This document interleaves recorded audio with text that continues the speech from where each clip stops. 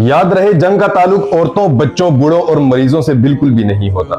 جو بچے ہوتے ہیں وہ بچے ہوتے ہیں، بیٹیاں سب کی بیٹیاں ہوتی ہیں، مائیں سب کی مائیں ہوتی ہیں، بزرگ سب کے بزرگ ہوتے ہیں، اور مریض چاہے کوئی بھی ہو، مریض بحیثیت انسان ایک مریض ہوتا ہے، اسے علاج کی ضرورت ہوتی ہے۔ بہت ہی افسوس کی بات ہے کہ بھارت نے پاکستان کی ایک چھوٹی سی معصوم بچی جو کہ دل کی مریض ہے، اس کے علاج سے انکار کر کے اس جنگ کو شاید اپنی طرف سے جیتنے کی پوری کوشش کی ہے جو کہ یہ پاکستان سے لڑنا چاہ رہی ہے۔ بھارت نے سوچا ہوگا کہ چلو ہمارا زور پاکستان کی آرمی پر تو نہیں چلتا، پاکستان کے لوگوں پر تو نہیں چلتا، تو چلو یہاں پر موجود جو پاکستان کے مریض ہیں ان پر تو ہم زور چلا ہی سکتے ہیں، تو آؤ ان پر زور چلا لیتے ہیں۔ انہوں نے پاکستان کے وہاں پر جتنے بھی مریض ہیں ان کو تنگ کیا اور ان کو وہاں سے زبردستی نکال باہر کیا۔ ان میں سے یہ بچے بھی شامل ہیں جو کہ دل کے مریض ہیں، اور بھارت نے ان کو اسٹریٹ کھلے عام یہ پیغام دے دیا کہ بھائی ہمارا انسانیت سے کوئی تعلق نہیں ہے، آپ انسان نہیں ہے، آپ چونکہ پاکستانی ہے اس وجہ سے ہم آپ کا مزید علاج نہیں کریں گے۔ یہاں پر میں آپ کو مثال دینا چاہوں گا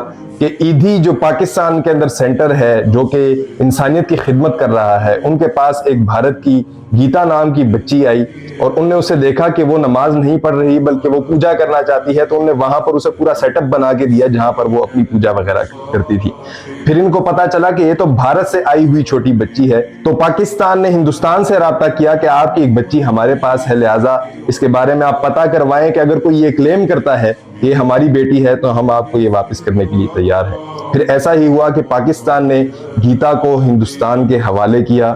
اور وہ خوشی خوشی اپنے گھر والوں کے ساتھ رہنے لگی۔ اور اسی طرح میں آپ کو یہ بھی بتاتا چلوں کہ جب کورونا وائرس کے دنوں میں ہندوستان میں آکسیجن کی کمی پڑی تو پاکستان کی طرف سے آکسیجن بھی آفر کی گئی، اپنی سروسز بھی آفر کی گئی۔ اور اسی طرح کورونا کے دنوں میں ہی پاکستان کے لوگوں نے ٹویٹر پر #India needs oxygen اور پاکستان stands with India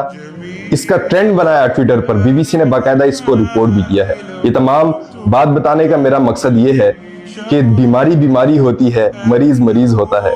ان کا جنگ سے کوئی تعلق نہیں ہوتا، کم سے کم ان کو نہ نشانہ بنایا جائے جنگ کے دوران۔ اس کے بعد جب ابھینندن ہماری گرفت میں آیا تو پوری ہندوستان نے ٹویٹر پر شور مچا دیا تھا کہ بھائی انسانیت بھی کوئی چیز ہوتی ہے، اس کو رہا کر دو، اس کی فیملی ہے، یہ ہے وہ ہے۔ تو ہم نے as a peace gesture Abhinandan کو رہا کیا تھا۔